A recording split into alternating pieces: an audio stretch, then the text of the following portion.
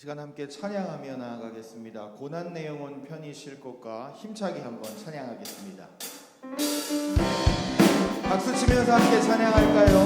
아멘. 고난 내 영혼 편히 쉴 곳과 영혼 편히 쉴 곳과 누가 잃어도 안전한 복음까지도 다스리시는 주의 영원한 가르지에 주의 영원한 신발 함께하사 항상 나를 붙드시니 어느 곳에 가든지 오고 가지 않는 주의 팔을 의지함이라. 친구들 나를 버려도 예수를 함께 동행함으로 주의 은혜가 충만하리니 주의 영원한 팔을지 아멘. 주의 영원한 신발 함께하사 항상 나를 붙드시니 어느 곳에 가든지 오도 하지 않으네 주의 팔을 의지함이라. 나의 믿음이 연약해져도 미리 예비한 힘을 주시며 은혜할 때도 안보하시는 영원한 팔을지에 주의 영원한 심판 함께하사 항상 나를 붙드시니 어느 곳에 가든지 오도 가지 않는 주의 팔을 의지함이라. 능치 못한 것 주께 없으니 나의 인생을 주께 맡기며 나의 모든 짐 대신 지시는 주의 영원한 팔을 지합니다. 함께 고백합시다. 주의 영원한 신발 함께하사 항상 나를 붙드시니 어느 곳에 가든지 오고 가지 않는 주의 팔. 3절과 4절 한 번 더 찬양하겠습니다. 나의 믿음이 우리의 믿음이 연약해져도 미리 예비한 힘을 주시는 분이 주님이십니다. 위태할 때도 안보하시는 주의 영원한 팔을지에 주의 영원한 심판 함께하사 항상 나를 붙드시니 어느 곳에 가든지 오고 가지 않는 주의 팔을 의지함이라. 능치 못한 것 주께 없으니 나의 인생을 주께 맡기며 나의 모든 짐 대신 지시는 주의 영원한 팔을지에 주의 영원한 신발 함께하사 항상 나를 붙드시니 어느 곳에 가든지 오고 가지 않는 주의 팔을 의지하며 갈 길을 보이시니 주 앞에 빨리 나가시나 우리를 찾는 구주 예수 오 돌아가시네.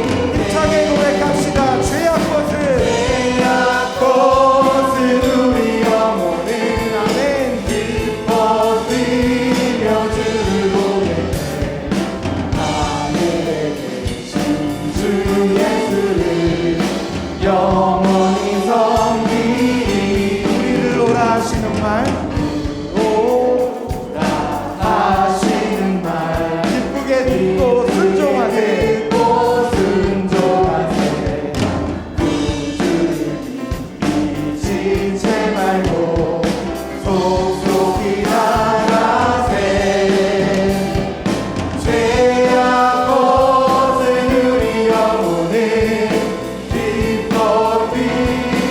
주를 보겠네. 하늘에 계신 주 예수를 영원히 섬기리. 주 오늘 여기 계시오니 주 오늘 여기 계시오니 다 와서 주의 말씀 듣세. 듣기도 하며 생각하니 참 진리시로다. 죄악 벗은 우리 영혼을 기뻐 뛰며 주를 보겠네. 하늘에 계신 주 예수를 영원히 3절 한 번 더 고백합시다. 주 오늘 여기 계시오니 계시오니 다 와서 주의 말씀 듣세. 주의 말씀 듣기도 하며 생각하니 참 진리시로다. 힘차게 고백합시다. 죄악 벗은 우리 영혼을 기뻐 뛰며 주를 보겠네. 하늘에 계신 주 예수를 영원히 죄악 벗은 우리 영혼을 죄악 벗은 우리 영혼을 기뻐 뛰며 주를 보겠네. 하늘에 계신 주 예수를 영원히 섬기리. 아멘. 우리를 구원하신 주님께 영광의 박수 올려드리겠습니다. 아멘. 주님 안에 있으면 어떠한 근심도 없을 줄 믿습니다. 함께 이 시간 그분을 찬양합시다. 주 안에 있는 나에게 딴 근심 없으랴. 십자가 밑에 나아가 함께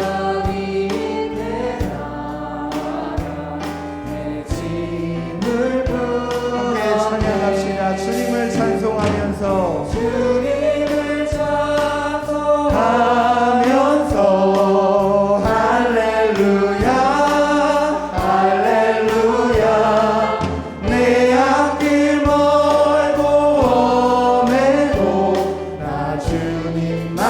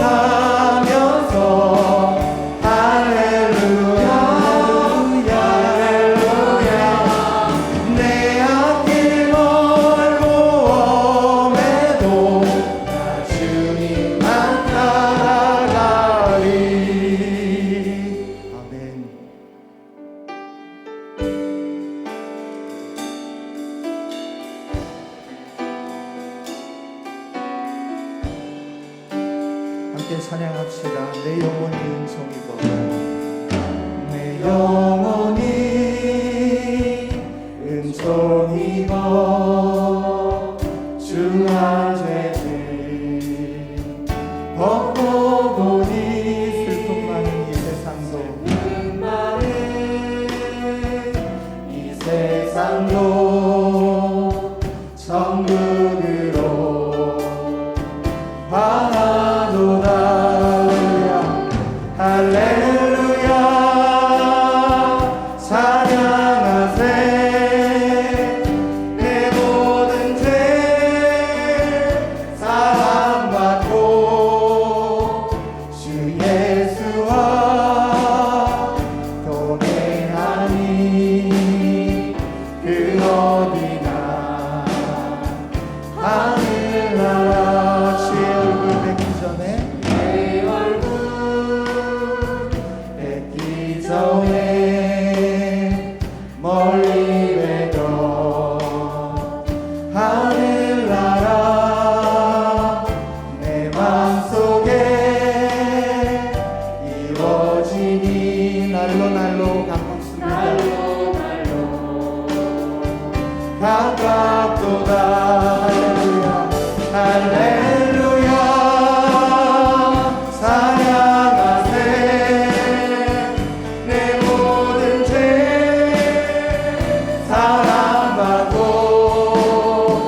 주 예수와 동행하니 그 어디나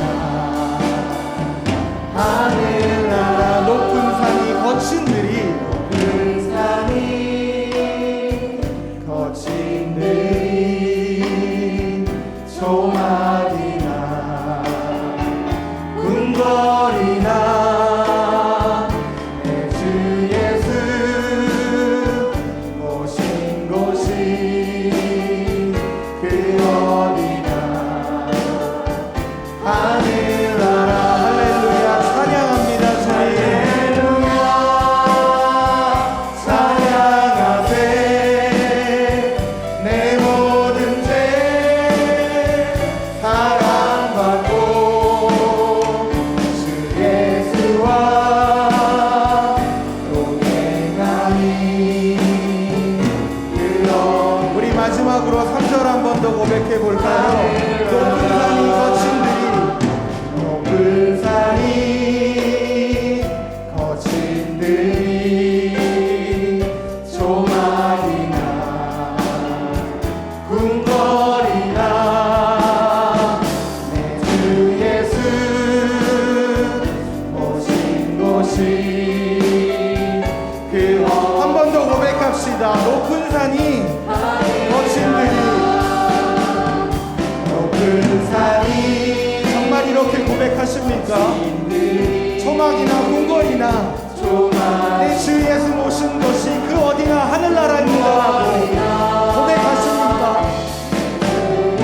아멘. 모신 곳이 우리 이 시간 일어나서 함께 고백합시다.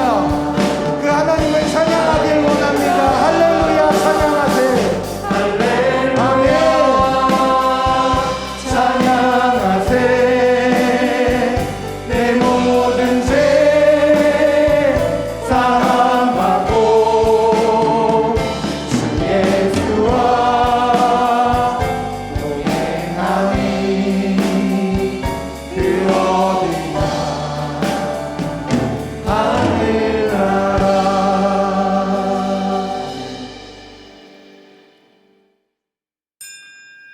하나님은 영이시니 예배하는 자가 영과 진리로 예배할지니라.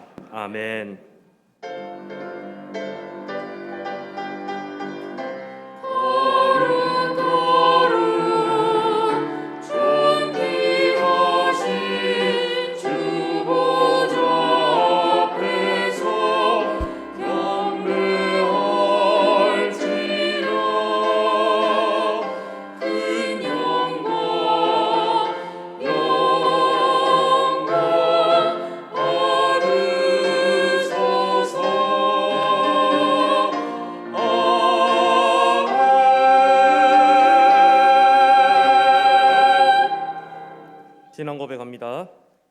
전능하신 아버지 하나님, 천지의 창조주를 믿습니다. 나는 그의 유일하신 아들, 우리 주 예수 그리스도를 믿습니다. 그는 성령으로 잉태되어 동정녀 마리아에게서 나시고 본디오 빌라도에게 고난을 받아 십자가에 못 박혀 죽으시고 장사된 지 사흘 만에 죽은 자 가운데서 다시 살아나셨으며 하늘에 오르시어 전능하신 아버지 하나님 우편에 앉아 계시다가 거기로부터 살아있는 자와 죽은 자를 심판하러 오십니다. 나는 성령을 믿으며 거룩한 공교회와 성도의 교제와 죄를 용서받는 것과 몸의 부활과 영생을 믿습니다. 아멘. 한 주간의 삶을 돌아보며 참회의 기도를 드리겠습니다.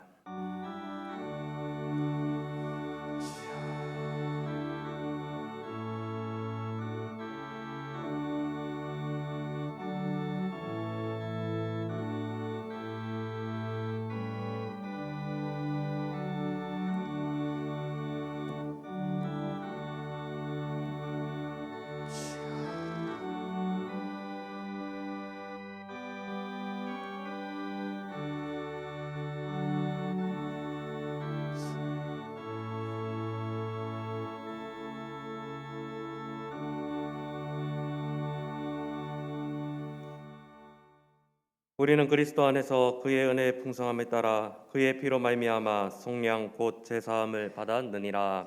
아멘.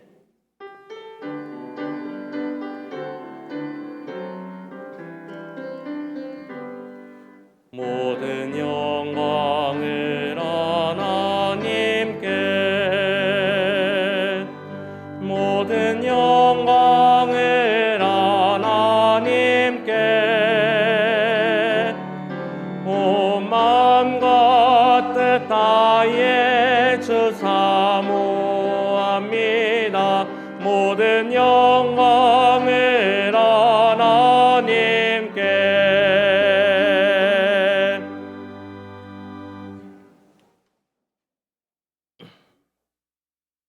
때가 비옵는 것은 그들을 세상에서 데려가시기를 위함이 아니요 다만 악에 빠지지 않게 보존하시기를 위함이니이다. 내가 세상에 속하지 아니한 같이 그들도 세상에 속하지 아니하였사옵나이다.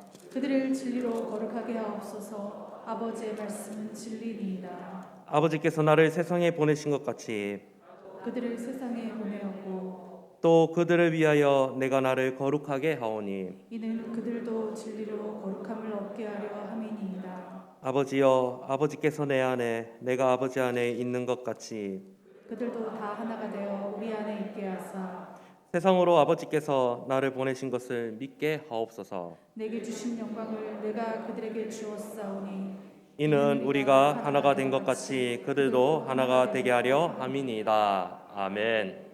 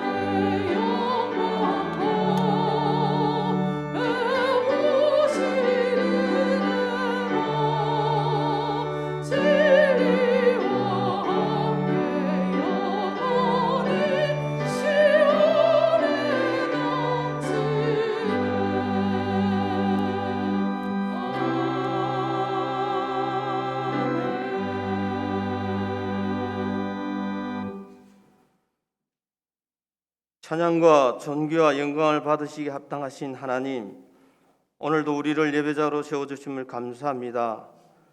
사건 사고가 많고 험한 세상 가운데서도 특히 아직도 코로나 바이러스가 존재하는 현실에서 우리를 지켜주심을 감사합니다. 죽기까지 사랑하심으로 우리를 구원하시고 자녀 삼아 주신 하나님, 오늘도 이 땅에 구원받을 자들을 인내하며 기다리시는 하나님 앞에 자녀의 신분됨을 밝히며 주님 정인된 삶을 살았는지를 돌아보면 허물과 죄뿐임을 고백합니다. 용서하여 주시고 예배 가운데 회복의 은혜를 내려 주옵소서. 시간과 공간을 초월하시고 우리의 미세한 음성까지도 들으시는 하나님, 원어 없기는 한일교회에 함께하여 주옵소서. 우리들의 사는 모습과 형편과 생각이 달라도 하나님 한 분을 아버지로 모시고 주 안에서 한 형제 자매임을 고백하는 우리들이 한마음 한뜻으로 간구합니다. 반석의 시험 교려서 바른 신앙 고백 위에 실천적 신앙으로 성령과 진리로 예배하며 제자를 양육하고 성경적 직분이 회복되고 올해는 세상으로 파송하는 선교적 교회로 나아가며 빛과 소금의 역할을 감당코자 합니다. 돌아오는 맥주 감사 주일에는 카리스 프로젝트 선교 구제 교육 영역의 은혜 흘려 보내기를 합니다. 잘 진행되게 하시며 축복하여 주옵소서.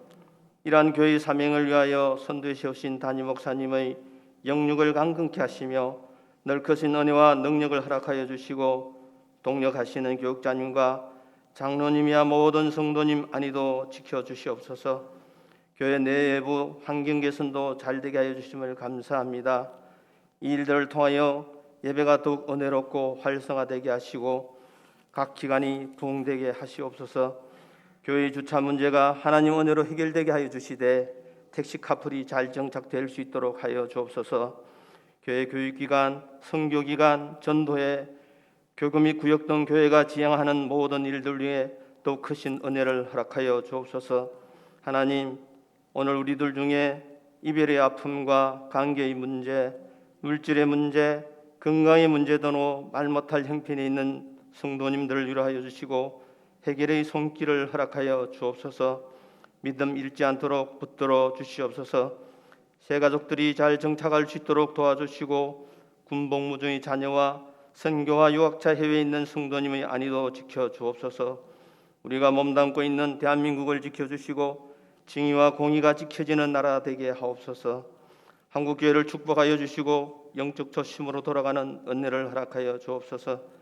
담임 목사님께서 애국해야 하는가의 제목으로 말씀을 선포합니다.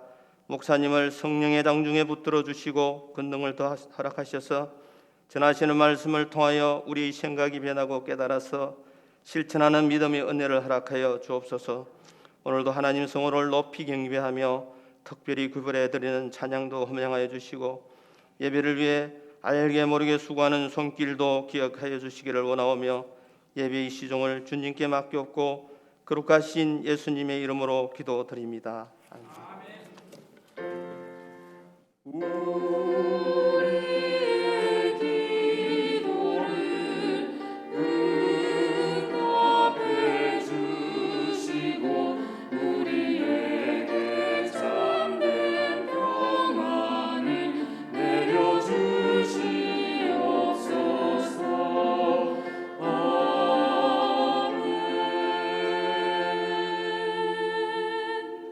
일어나서 하나님의 말씀을 받겠습니다. 오늘 우리들에게 주시는 하나님의 말씀은 느헤미야 1장 1절에서 11절까지의 말씀입니다. 하가랴의 아들 느헤미야의 말이라.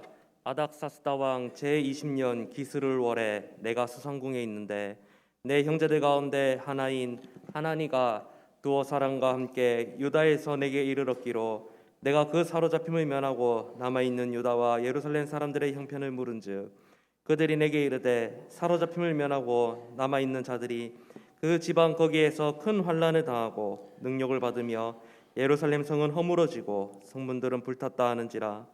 내가 이 말을 듣고 앉아서 울고 수일 동안 슬퍼하며 하늘의 하나님 앞에 금식하며 기도하여 이르되 하늘의 하나님 여호와 크고 두려우신 하나님이여 주를 사랑하고 주의 계명을 지키는 자에게 언약을 지키시며 긍휼을 베푸시는 주여 간구하나이다. 이제 종이 주의 종들인 이스라엘 자손을 위하여 주야로 기도하며 우리 이스라엘 자손이 주께 범죄한 죄들을 자복하오니 주는 귀를 기울이시며 눈을 여시사 종의 기도를 들으시옵소서. 나와 내 아버지의 집이 범죄하여 주를 향하여 크게 악을 행하여 주께서 주의 종 모세에게 명령하신 계명과 율례와 규례를 지키지 아니하였나이다. 옛적에 주께서 주의 종 모세에게 명령하여 이르시되 만일 너희가 범죄하면 내가 너희를 여러 나라 가운데에 흩을 것이요 만일 내게로 돌아와 내 계명을 지켜 행하면 너희 쫓긴 자가 하늘 끝에 있을지라도 내가 거기서부터 그들을 모아 내 이름을 두려고 택한 곳에 돌아오게 하리라 하신 말씀을 이제 청하건대 기억하옵소서. 이들은 주께서 일찍이 큰 권능과 강한 손으로 구속하신 주의 종들이요 주의 백성이니이다. 주여 구하오니 귀를 기울이사 종의 기도와 주의 이름을 경외하는 하기를 기뻐하는 종들의 기도를 들으시고 오늘 종이 형통하여 이 사람들 앞에서 은혜를 입게 하옵소서 하였나니 그때 내가 왕의 술관원이 되었느니라. 아멘.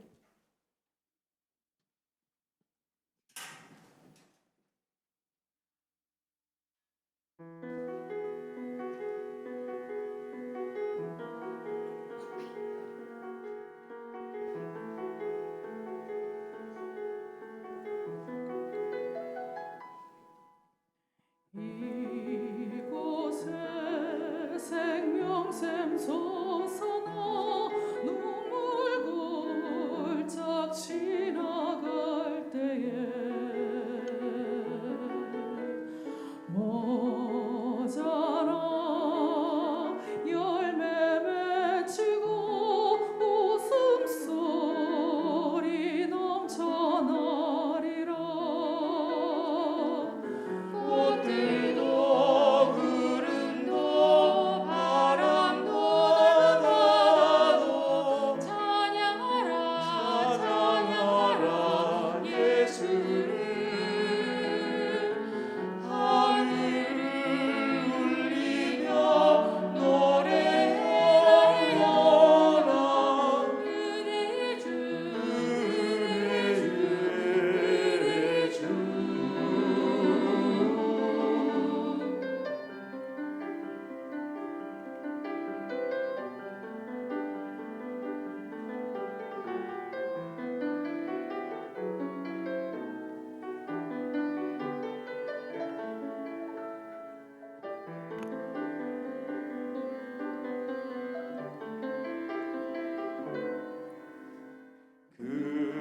그날에 하늘이 열리고 모든 이가 보게 되리라.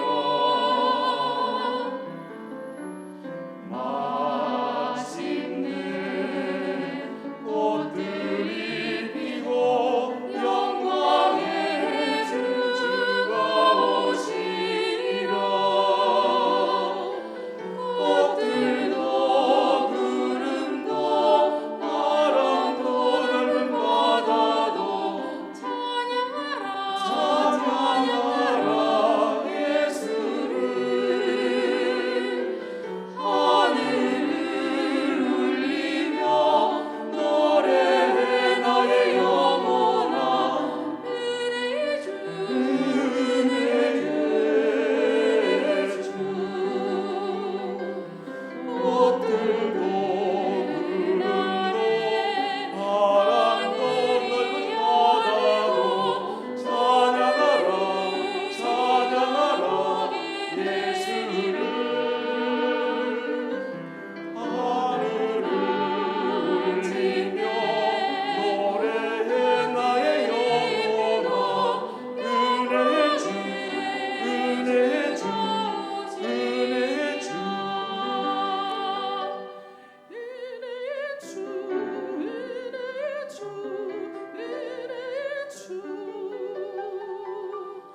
은혜의 주 은혜의 주 은혜의 주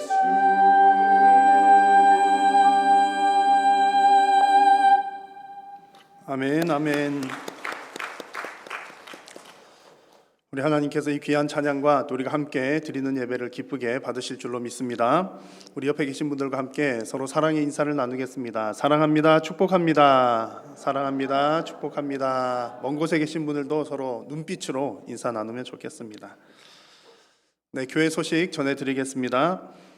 지금 우리는 2021년 카리스 프로젝트를 진행하고 있습니다. 카리스 프로젝트는 우리에게 받은 은혜를 흘려보내는 그런 내용인데요. 7월 첫째 주일 맥주 감사 헌금을 교회 외부로 흘려보내는 그런 일입니다. 구제 영역, 교육 영역, 선교 영역 세 곳으로 나누어서 흘려보내려고 하고요. 특별히 선교 영역에서는 아프리카에 있는 우물 파기에 동참을 하려고 합니다. 또 교육 영역에서는 우리 총회 교단에서 개발 중에 있는 교재 개발, 교육 과정 개발에 또 연구비로 또 흘려보내려고 하고, 또 구제 영역은 교회 안팎에 도움이 필요한 분들을 선정하여서 흘려보내려고 합니다. 이렇게 카리스 프로젝트를 하는 것은 1년에 한 번 하는 행사가 아니라 이 일을 계기로 해서 우리가 날마다 매일매일 우리의 삶에서 받은 은혜를 흘려보내기 위한 하나의 계기가 되는 것이고 훈련의 과정이 되는 일입니다. 이를 위해서 여러분 또 많이 기도해 주시고 또 동참해 주시면 좋겠습니다. 특별히 우물 파기와 또 교육 과정 개발에 관한 내용은 홈페이지에 자세하게 기록이 되어 있으니까 여러분 잘 참고해 주시면 좋겠습니다. 이제 7월부터 시작을 하고자 하는 큐티 교재가 교회에 도착을 했습니다. 신청하신 분들은 사무실에서 수령하시면 되겠습니다. 그리고 원하시는 분들 또 신청하실 수가 있겠고요.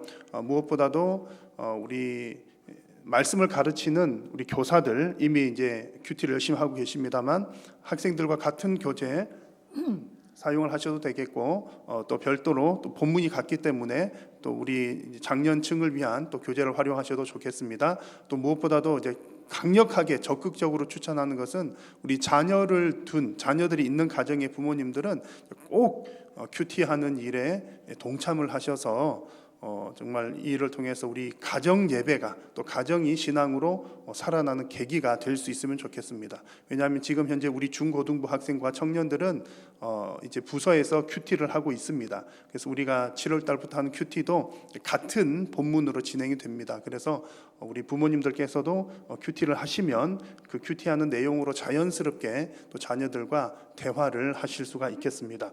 혹 여러분들 큐티가 무엇인지 잘 모르시는 분들, 큐티를 한 번도 안 해보신 분들 혹 계시면은 이제 7월 첫째 주일과 둘째 주일 사부 예배 시간에 우리 또 김성호 목사님 통해서 사회 분량의 큐티에 관한 내용을 또 말씀을 통해서 함께 나누려고 합니다.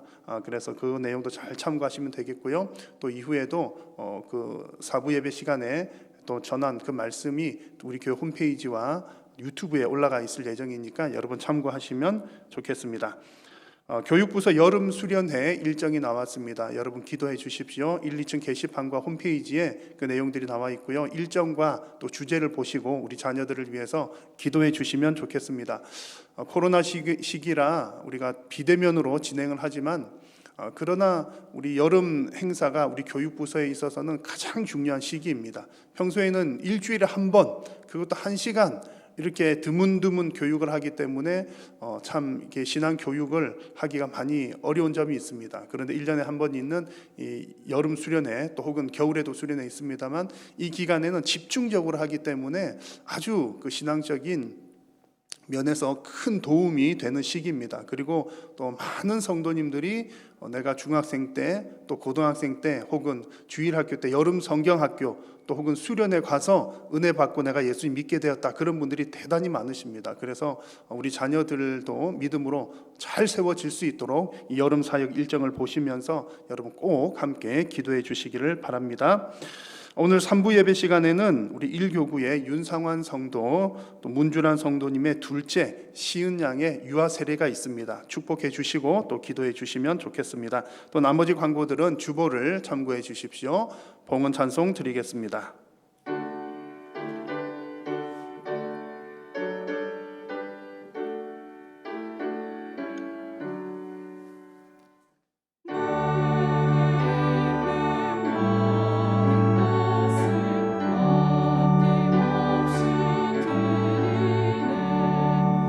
사랑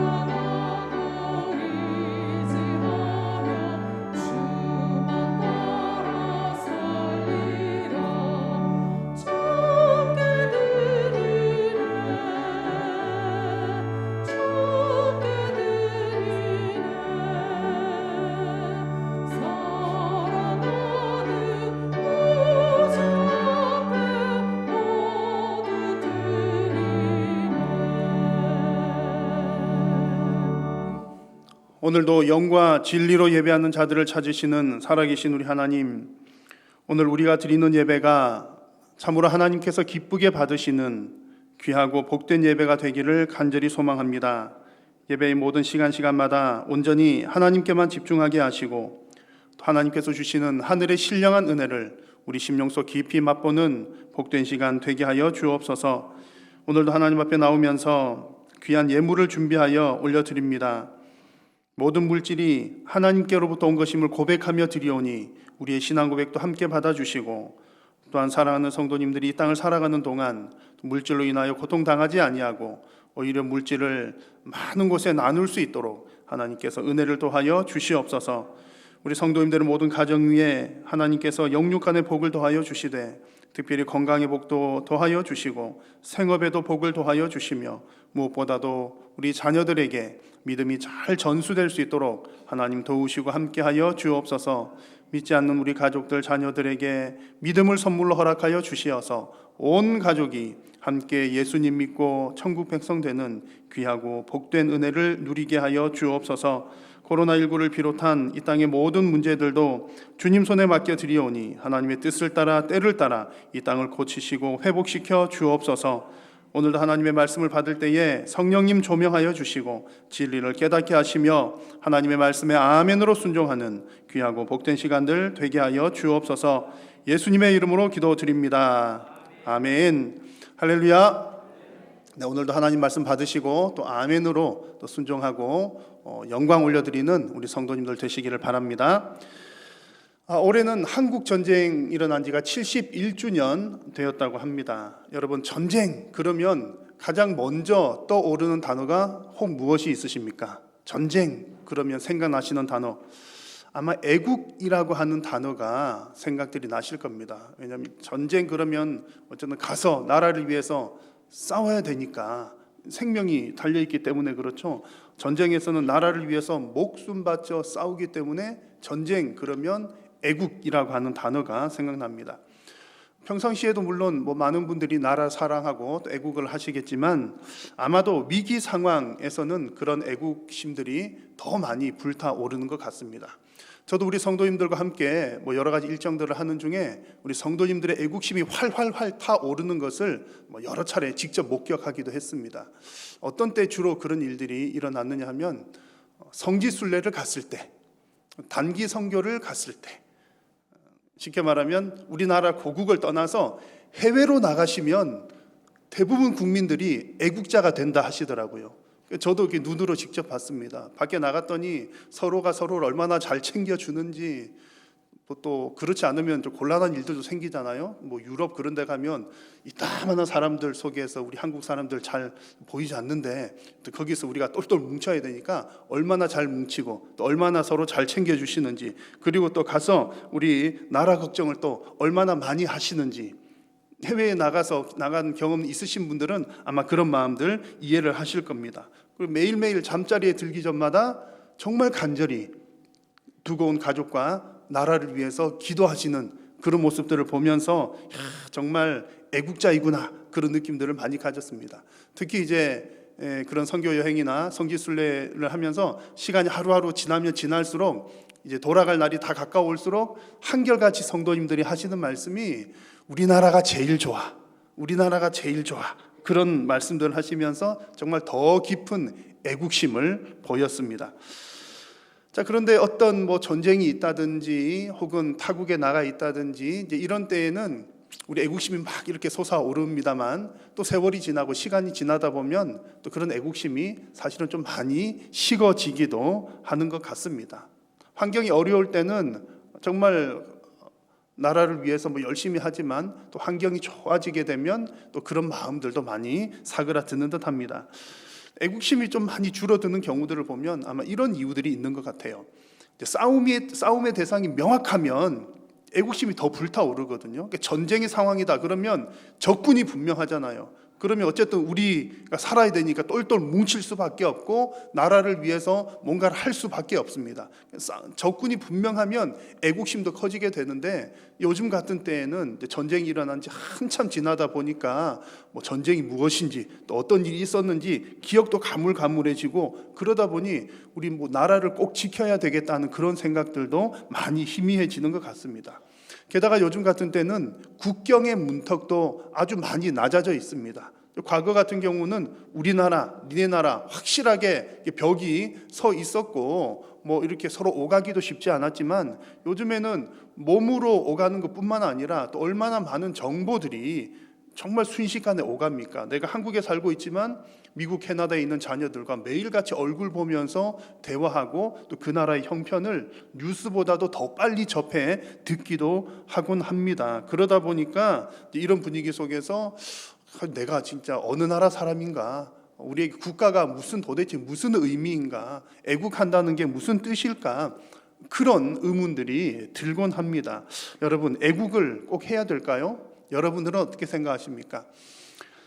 전쟁의 후유증을 잘 아시는 어르신들께서는 지금까지도 이렇게 나라를 걱정하면서 애국하는 마음들이 이렇게 끌어오르십니다. 그래서 늘 기도하시는 내용들을 보면 이 땅에 전쟁이 일어나지 않도록 늘 기도를 하시기도 합니다. 자, 그런데 이제 전쟁을 겪지 않은 2세대, 3세대, 세대를 거듭한 우리 자녀들 세대에서는 전쟁이 이런 거야, 이렇게 무서운 거야 라는 얘기를 해주면 마치 그 얘기가 옛날 옛적 호랑이 담배 피던 시절 얘기처럼 아주 멀게만 느껴지기도 합니다. 그래서 오늘 우리가 함께 나누고자 하는 말씀은 정말 이렇게 애국이라고 하는 그 단어가 좀 멀게 점점 멀어져 가는 이 시대 가운데에 우리 성도들은 과연 어떤 마음을 가지고 애국을 해야 하는가? 아니 그 이전에 우리가 정말 한 나라의 국민으로서 우리나라를 어떤 신앙적인 관점으로 보아야 할지를 오늘 말씀을 통해서 함께 나누어 보고자 합니다. 자, 오늘 말씀의 배경은 지난주에 나누었던 에스더 말씀 배경과 그 시대가 비슷합니다. 오늘 성경 읽은 내용을 보시면 아닥사스다 왕이 등장하는데 그 아닥사스다 왕은 지난주에 말씀 나누었던 에스더의 남편인 아하수에로 왕의 셋째 아들로 추정을 합니다. 그렇게 일단은 봅니다. 그래서 이 시대에 에스더와 좀 비슷하게 가는 그 시대 가운데에 하나님은 이제 에스더라고 하는 사람을 통해서 뭔가 일을 하셨고 지금은 또 느헤미야라고 하는 사람을 준비시키시고 등장을 시키십니다. 느헤미야 이전에 어떤 일들이 있었냐면 여러 차례 지금 포로로 잡혀온 상태잖아요. 지금 페르시아라고 하는 곳, 성경의 지명으로는 바사에 지금 있는 그런 상황인데 이미 이전에 이 포로로 잡혀왔던 유대인들이 예루살렘으로 귀환하는 일들이 이미 두 차례 있었습니다. 1차는 스룹바벨을 통해서 한번 이미 지금 이 느헤미야 때로부터 하자면 이미 90여 년 전쯤 아주 오래 전에 이미 한번 또 귀환했던 적이 있고 그리고 에스라를 통해서 2차로 귀환했던 적이 있고 오늘 느헤미야의 쭉 이야기들은 보시면 이제 3차로 이 유대인들을 데리고 귀환하는 그런 내용입니다. 느헤미야는 예루살렘으로 돌아가서 예루살렘의 성벽을 재건했을 뿐만 아니라 에스라와 더불어서 영적인 부흥 운동을 또 일으키기도 했습니다. 그래서 오늘 읽은 본문 내용은 느헤미야의 첫 부분인데요. 느헤미야가 예루살렘으로 귀환하게 되는 그 계기에 대한 내용들이 담겨져 있습니다. 지금 느헤미야가 있는 곳은 페르시아라고 했습니다. 페르시아 가운데에서도 그 수도인 왕궁에 있으니까 수산에 지금 있습니다. 그곳에 있으면서 지금 느헤미야가 어디에 관심을 가지고 있는지를 한번 보십시오. 2절 말씀을 보시면 지금 느헤미야는 페르시아에 있지만 늘 그의 관심사는 예루살렘에 있는 것을 알 수가 있습니다. 그래서 이 느헤미야의 형제 가운데 한 명인 하나니가 예루살렘에 다녀왔습니다. 다녀오자 이 느헤미야가 하나니에게 그곳 사정이 어떻느냐라고 형편을 묻습니다. 그리고 듣게 되는 얘기가 예루살렘 성이 허물어지고 성문들이 불탔습니다 라고 하는 얘기를 듣게 되고 그런 얘기를 들으면서 이 느헤미야는 대단히 슬퍼하면서 기도하고 이제 금식을 합니다. 자, 여러분 이 정도 보니까 느헤미야가 어떤 인물인지 아시겠지요? 지금 먼 곳에 지금 먼 나라에 떠나 있는 상태지만 고국을 생각하면서 늘 관심을 가지면서 애타는 마음을 가지고 있는 그야말로 애국자 느헤미야입니다. 참 대단한 일이죠. 자, 그런데 이 느헤미야의 배경을 보면 사실은 더 대단한 부분이 있습니다. 그 사람을 높이는 것이 아니지만 더 대단한 점을 발견을 할 수가 있는데, 그것은 지금 사실상 느헤미야는 이렇게 애국자가 될 만한 이유가 별로 없어 보이기 때문입니다. 무슨 얘기인지 한번 들어보십시오. 지금 느헤미야는 이스라엘에서 태어난 사람이 아니라 포로로 잡혀온 후에 페르시아에서 태어난 사람이었습니다. 포로 2세인 것이죠. 게다가 지금 페르시아의 왕, 5대 왕인데 이 왕인 아닥사스다 왕의 술관원으로 일을 하고 있습니다. 술관원은 왕이 먹는 음료, 술이든 뭐든 마시는 것들을 이게 독이 들었나 안 들었나 확인을 하는 그런 자리입니다. 대단히 높은 관직이고 왕의 최측근이라고 할 수가 있습니다. 느헤미야 국적은 어디죠? 페르시아에서 태어났으니까 페르시아 국적을 가지고 있는 겁니다. 그리고 페르시아 왕궁에서 중요한 역할을 하고 있습니다. 자, 이 정도가 되면 여러분들이 만약 느헤미야 입장이라면 여러분들의 정체성은 페르시아에 있겠습니까? 이스라엘에게 있겠습니까? 페르시아 사람입니까? 이스라엘 사람입니까?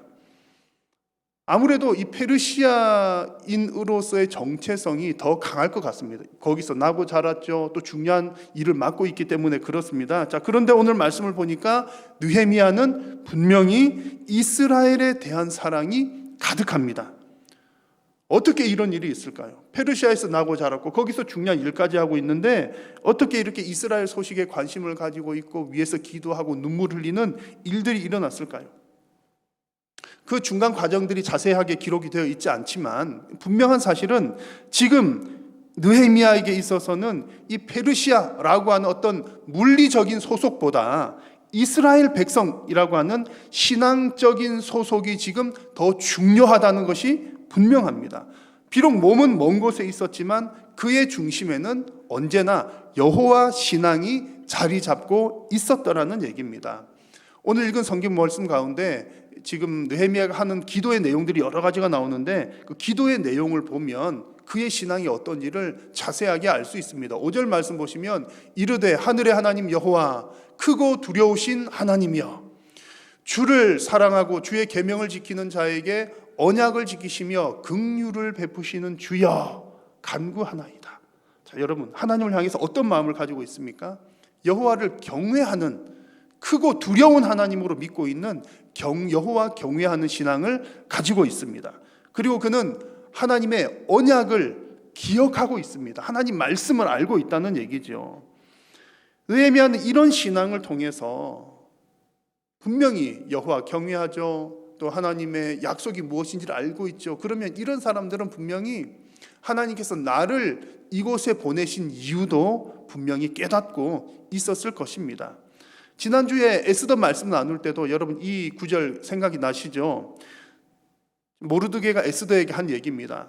너가 왕후의 자리를 얻은 것이 이때를 위함이 아닌지 누가 알겠느냐?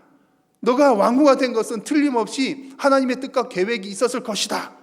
그렇게 확신하는 그런 내용입니다. 또한 이것은 하나님의 음성이기도 합니다. 이 에스더를 그렇게 세우시고 사용하셨던 것처럼 하나님은 이 포로에서 귀환한 그 이스라엘 백성들을 회복시키시기 위해서 지금 느헤미야를 준비시키셨습니다. 그리고 이 느헤미야 뒷부분 이야기를 계속 읽어보시면 이 느헤미야가 이런 소식을 듣고 금식하며 기도하는 중에 하나님께서 나를 어떤 이유로 부르셨는지 그 부르심에 대한 확신을 가졌던 것으로 분명하게 보입니다. 느헤미야는 비록 포로 2세였지만 그러나 여호와를 경외하는 신앙을 가지고 있었기 때문에 먼 곳에 있는 본국을 사랑하는 애국자였고 그 가운데 하나님의 뜻을 깨달을 수가 있었습니다. 사랑하는 성도 여러분, 여러분들은 누구이며 여러분들은 지금 어디에 있습니까? 여러분들은 왜 한국에 계십니까? 왜 한국보다 더 좋은 나라에 태어나지 않고, 한국도 좋은 나라지만 왜 하필이면 한국에 태어나셨습니까? 여러분은 왜 더 비싼 동네에 살지 않고 그저 물 좋고 산 좋고 사람 좋고 모든 것이 다 좋은 이곳에 살고 계십니까? 자, 여러분, 오늘 느헤미야의 신앙을 보면 중요한 것을 발견할 수 있는데, 성도는 어디에 있느냐가 중요한 것이 아니라 여호와를 경외하면서 왜 그곳에 있는지가 더 중요합니다. 하나님께서 나를 왜 이곳으로 보내셨는지를 깨닫는 것이 중요하다는 거고요. 그것을 깨달은 사람은 비록 나의 환경이 열악하다 할지라도 감사하면서 사명대로 살게 됩니다. 그리고 혹 내가 사는 곳이 정말 너무 더 좋은 곳이라 할지라도 나를 왜 이곳에 보내셨는지를 깨달은 사람은 하나님께서 부르실 때, 떠나라 하실 때 아무런 미련 없이 떠날 수가 있습니다. 여러분, 성도는 어디에 있느냐가 중요하지 않고 왜 그곳에 있는지가 중요합니다. 하나님께서 여러분들이 있는 그곳에, 대한민국 혹은 이 지역, 여러분들의 직장, 누구의 남편, 누구의 아내, 왜 여러분들을 그 자리에 있게 하셨는지를 깨닫는 은혜가 있으시기를 축원합니다.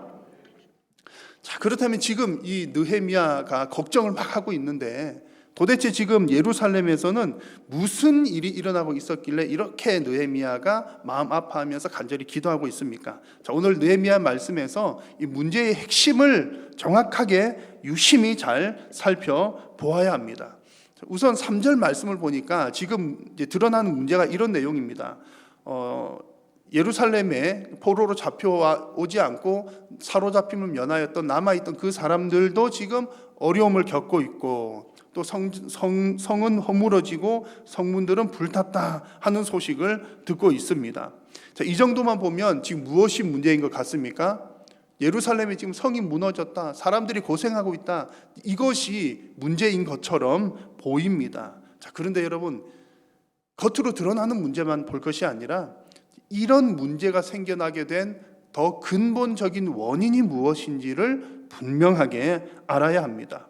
그래서 이 오늘 느헤미야 내용이 이제 시간적으로 보면 조금은 이렇게 왔다 갔다 헷갈릴 수도 있습니다만, 지금 이 느헤미야 시대는 예루살렘 성전이 무너진 지 이미 140년 정도가 지난 시점입니다. 이게 지금 오늘 성경에서 성이 무너졌다 이런 내용이 나오니까 옛날에 무너졌을 때, 주전 586년이죠. 예루살렘이 여러 차례 포로로 잡혀가고 또 이게 침공을 당했는데 최종적으로 예루살렘 성전이 무너진 때를 주전 586년으로 봅니다. 자, 그런데 그 시점에서 지금 대단히 오래 지나간 시점에 해당된다는 거죠. 그리고 이미 느헤미야 이전에 아까 말씀드린 것처럼 두 차례에 걸쳐서 이 포로로 잡혀왔던 사람들이 다시 예루살렘으로 돌아간 일들이 있었습니다. 그리고 돌아가서 성전도 이미 다시 지었습니다. 그래서 1차로 돌아갔던 때의 그 지도자가 스룹바벨이었는데, 그때의 성전을 재건하면서 붙여진 이름이 스룹바벨 성전. 아마 여러분 한 번쯤 다 들어봤을 겁니다. 예루살렘 성전 제일 처음 지을 때 솔로몬에 의해서 지어졌기 때문에 솔로몬 성전이라고 부르고요. 그리고 그 성전이 무너졌다가 다시 재건을 했는데 스룹바벨에 의해서 지어져서 스룹바벨 성전이라고 부르기도 하고요. 또 나중에 또 이렇게 또 전쟁에서 또 한 번 또 무너지게 됐다가 다시 또 재건되는데, 재건되는 중에 있었던 이야기가 예수님 시대, 그때는 헤롯이 유대인들의 환심을 얻기 위해서 재건했기 때문에 세 번째 지어질 때는 헤롯 성전 이렇게 부릅니다. 여튼 지금 이 상황은 한번 무너졌던 성전을 다시 한번 세우고 난 그 이후에 일어났던 상황이라는 얘기입니다. 처음 예루살렘 성전이 무너질 때 그 상황이 아니라는 얘기입니다. 1차 포로 귀환 이후에 일어난 그런 사건입니다. 그러니까 성전이 재건되고 나서 이스라엘 신앙 공동체가 회복이 되는 듯 보였으나, 성전이 재건되었으니까 신앙도 회복되잖아요. 그리고 막 이렇게 좀 좋은 상태도 있었습니다만 회복되는 듯 보였지만 또 내적인 외적인 어려움들로 인해서 또다시 온전히 회복되지 못하고 또다시 어려움을 겪고 있는 그런 상황입니다. 건축을 하시거나 이제 리모델링 하시는 분들의 얘기를 들어보면 이제 그런 말씀들을 하시더라고요. 뭔가 집을 짓거나 그럴 때에 기초부터 아예 처음부터 탁탁 지어 올라가면 좀 쉬운데, 기존에 있던 골조 위에 또 새로 짓는 것은 물론 처음 짓는 것도 어렵지만 또 다른 어려움이 있다라는 말씀을 하시더라고요. 뭔가 기존에 있던 것을 또 하나 더 고려를 해야 되기 때문에 그렇습니다. 더 큰 노력이 필요하기도 합니다. 신앙 공동체도 비슷한 면이 있습니다. 신앙 공동체를 처음 교회를 개척하고 세우는 것도 참 어렵고 힘든 일이지만 무슨 어떤 일로 인해서 신앙 공동체가 무너졌을 때 그 무너진 공동체를 다시 일으켜 세우기 위해서는 또 고려해야 될 상황들이 너무 많기 때문에 더 힘들다는 얘기입니다. 지금 이스라엘의 상황, 지금 느헤미야 시대의 상황이 그런 상황입니다. 그래서 지금 느헤미야는 민족이 당한 이 어려움을 어쨌든 해결을 해야 될 텐데 해결하기 위해서 정말 문제가 무엇인지를 면밀하게 살펴봐야 했던 겁니다. 그냥 성이 무너진 것, 성벽이 훼손당한 것, 그냥 겉으로 드러난 그 문제가 다가 아니었다는 얘기입니다. 더 근본적인 원인이 있었는데 그것은 바로 하나님과의 관계 문제였습니다. 겉으로 볼 때는 대적자들이 막 방해를 하고 못 살게 굴고 이것이 겉으로 드러나는 문제였지만 더 근본적인 문제는 하나님과의 관계였다는 얘기입니다. 느헤미야는 그 하나님의 언약 관계와 또 하나님과의 백성들과의 관계를 정확하게 이해를 하고 있었습니다. 자, 오늘 말씀의 8절과 9절을 여러분 천천히 같이 한번 읽어보겠습니다. 한번 읽습니다. 옛적에 주께서 주의 종 모세에게 명령하여 이르시되 만일 너희가 범죄하면 내가 너희를 여러 나라 가운데에 흩을 것이요. 9절 만일 내게로 돌아와 내 계명을 지켜 행하면 너희 쫓긴 자가 하늘 끝에 있을지라도 내가 돌아오게 하리라 하신 그 말씀을 이제 청하건대 기억하옵소서. 아멘. 무슨 내용인지 잘 아시겠죠? 이스라엘 백성들이 바벨론으로 포로로 잡혀온 이유도 그들의 범죄 때문이었고 그리고 하나님의 언약을 따라 이제 70년 지나서 이제 회복이 되는데 회복이 된 이후에 또다시 어려움이 왔어요. 회복되면 계속 잘 살아야 되는데 회복이 되었다가도 또 어려움이 오는 겁니다. 또다시 어려움이 오는 그 이유도 무엇이라고요?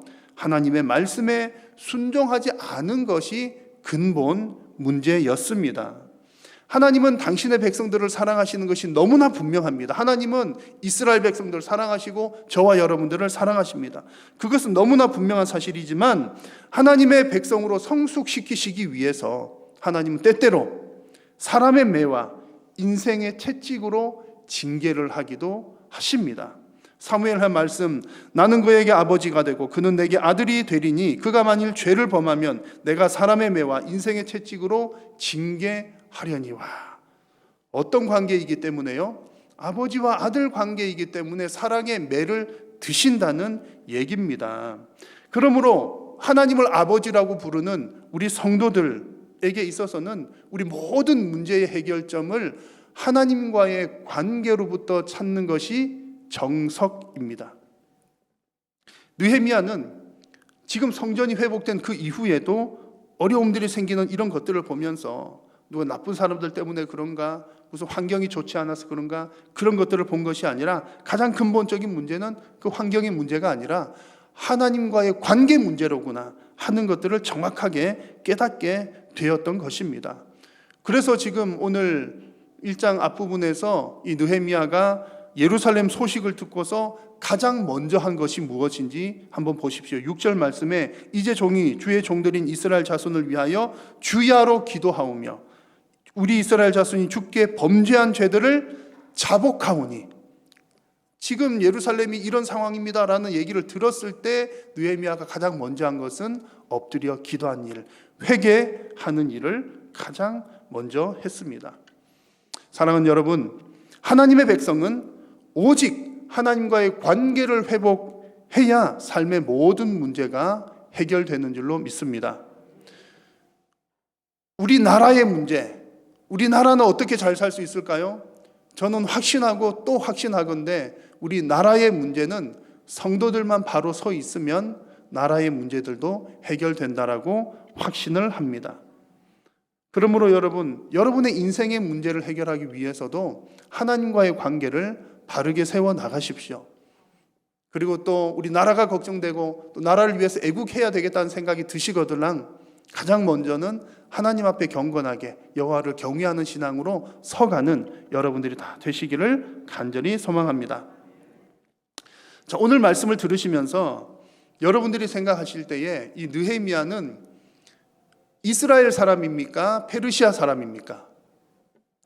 느헤미야는 어느 나라 사람 같습니까? 또 하나님은 이 느헤미야를 페르시아로 보내셨습니까? 아니면 느헤미야를 예루살렘으로 보내셨습니까? 제가 이렇게 질문을 반복해서 이렇게 해보면 아마 여러분 이제 감이 잡히셨을 것 같습니다. 하나님의 백성은 하나님의 백성인 것이 중요하지 어느 나라에 소속이 되어 있는가, 또 어디로 가게 되는가, 어디 출신인가 하는 것들은 그다지 중요하지 않습니다. 하나님은 이스라엘 혈통인 느헤미야를 페르시아로 보냈고요. 또 하나님은 페르시아 국적인 이 느헤미야를 예루살렘으로 보내기도 하셨습니다. 하나님의 뜻을 따라 하나님은 여기로 보내기도 하고 저기로 보내기도 하시는데 분명한 사실은 이 모든 일에는 하나님의 계획과 뜻이 있었다는 사실입니다.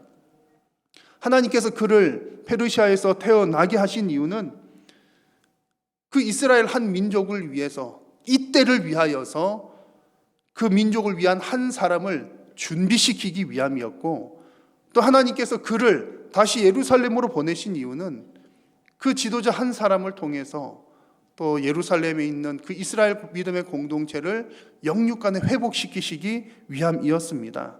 그러므로 우리 성도들은 내가 지금 어디에 있느냐 보다도 있는 그 자리에서 여호와를 경외하면서 살아가는 것이 중요하고, 나를 이곳으로 보내신 그 하나님의 뜻을 발견하는 것이 더 중요합니다. 오늘 읽은 말씀의 마지막 부분인 이 느헤미야의 기도를 한번 보십시오. 주여 구하오니 귀를 기울이사 종의 기도와 주의 이름을 경외하기를 기뻐하는 종들의 기도를 들으시고 라고 하면서 이렇게 기도를 합니다. 지금 그는 여호와를 경외하면서 자신의 민족을 위해서 기도하고 있는 것입니다. 느헤미야의 뒷이야기들을 쭉 읽어보시면 그가 왕의 술관원이 된 것도 정말 하나님께서 사용하시기 위해서 그를 그 자리까지 올리셨구나라고 하는 것을 알 수가 있습니다. 그래서 결국 중요한 것은 우리가 어디에 있든지 여호와를 경외하는 신앙으로 그곳에서 기도하는 삶을 살아가는 것이 중요합니다. 성도가 나라를 사랑해야 하는 이유도 바로 여러분 여기에 있습니다. 우리가 왜 나라를 사랑해야 될까요? 하도 어릴 때부터 애국 이야기를 들어서 그렇습니까? 우리가 나라를 사랑해야 하는 이유가 무엇입니까? 나라가 나에게 뭐 좋은 것들을 많이 해 주어서 그렇나요? 그렇다면 만약 나라가 나에게 해준 것이 많으면 나라를 사랑하고, 나라가 나에게 해준 것이 없으면 이 나라 그냥 떠나자 하고 떠나는 것이 아닙니다. 우리가 나라를 사랑하는 이유는 하나님께서 나를 이곳으로 보내어 주셨기 때문에 우리는 이 나라를 사랑합니다. 그리고 한국 출신으로 지금 해외에 거주하고 계시는 우리 성도님들도 꽤 많이 있습니다. 그런 분들은 어느 나라를 사랑할까요? 두 나라를 다 사랑하는 거죠. 하나님께서 나를 한국 땅에 태어나게 하신 것도 이유가 있으실 것이고, 하나님께서 나를 또 외국 어딘가로 보내신 것도 이유가 있으실 것이기 때문에 우리가 있는 그 모든 곳들을 위해서 성도는 경건하게 기도해야 합니다. 여러분들이 거하는 모든 곳에서 하나님께서 보내신 이유를 깨달으면서 기도하는 것이 애국입니다. 그러다가 하나님께서 어느 날 너 어디로 가라, 저쪽으로 떠나라 그러면 아멘 하고 떠나는 것이 또한 애국인 것이죠. 성도에게 국가는 여러분 이런 의미입니다. 우리 성도들에게 국가는 우리들의 사명지입니다. 사명을 행하는 곳이죠. 한국에서 사는 우리 성도들은 이 한국 땅이 사명지요, 미국에 사는 성도에게는 그 미국 땅이 사명지입니다. 그리고 아프리카에 사는 성도에게는 그 아프리카 땅이 사명지입니다. 우리는 어디에서 태어났고 어디에서 살고 있습니까? 한국 땅에서 태어났고 살고 있으니 이곳이 우리의 사명지인 줄로 믿습니다. 그래서 여러분 나라를 위해서 더 많이 기도합시다. 우리 이 한국 땅에 전쟁이 일어나지 않도록 더 많이 기도하십시오. 나라는 누가 지킵니까? 군인들이 총을 들고 지키지만 그 이면에서는 성도들의 기도로 나라를 지키는 줄로 저는 확신합니다. 그리고 이 땅의 정치와 경제를 위해서 여러분 더 많이 기도하십시오. 정치, 경제 훌륭한 사람들, 똑똑한 사람들이 물론 앞장서서 하지만 그리고 비록 성도의 숫자는 그렇지 않은 사람들보다 훨씬 적지만 그럼에도 불구하고 참된 능력은 기도에서 나오는 줄로 믿습니다. 그리고 코로나 종식을 위해서도 여러분 더 많이 기도하십시오. 우리가 매일매일 코로나 끝내달라고 기도하는데 여러분 빨리 끝내지는 것 같습니까? 빨리 안 끝내지는 것 같습니까? 제가 생각하기에는 하나님께서 생각보다 빨리 응답을 해 주시는 것 같습니다. 많은 전문가들이나 여러분들이 종식이 어렵다, 더 지나봐야 알지만 더 어렵다고 그랬는데 하나님께서 기도를 들어주시는 것 같아요. 생각보다 빠르게 응답을 해 주신다고 저는 느끼고 있습니다. 우리가 매일매일 드리는 기도가 하나님께서 정말 다 듣고 계시고 하나도 땅에 떨어뜨리지 않고 계시는 줄로 확신합니다. 여러분들이 가는 모든 곳에서 하나님의 뜻을 발견하고 또 하나님의 뜻을 이루는 그런 삶이 되시기를 바라고 우리가 정말 나라를 사랑하는 마음도 또 성도로서 이런 관점으로 또 나라를 더욱더 사랑하면서 또 믿음으로 살아가시는 복된 성도님들 되시기를 축복합니다. 기도하겠습니다. 살아계신 우리 하나님, 은혜를 감사합니다. 하나님께서 우리를 이 땅 가운데 보내신 것은 하나님의 뜻이 있는 줄로 믿습니다. 사랑하는 성도님들이 그 거하는 모든 곳에서 하나님의 뜻을 발견하며 주님의 뜻대로 살아가게 하여 주시고 우리에게 주신 사명을 하나하나 이루어가는 주님의 뜻을 이루는 복된 성도님들이 되게 하여 주옵소서. 성도님들은 모든 삶의 형편 가운데 늘 동행하시고 은혜 베풀어 주시옵기를 간절히 비오며 예수님의 이름으로 기도드립니다. 아멘.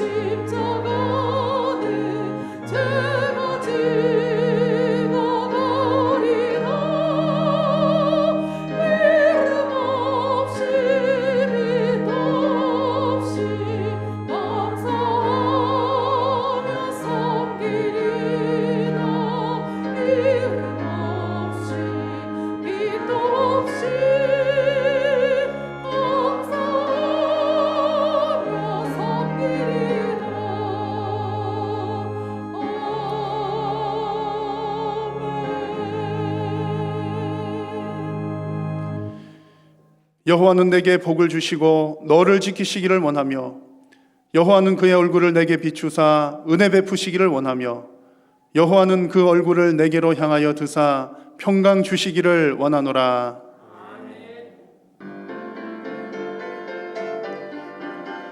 주의 나라 주의 권세 주의 영광 영원히 있을지어다. 아멘 아멘 아멘 아멘 아멘 아멘.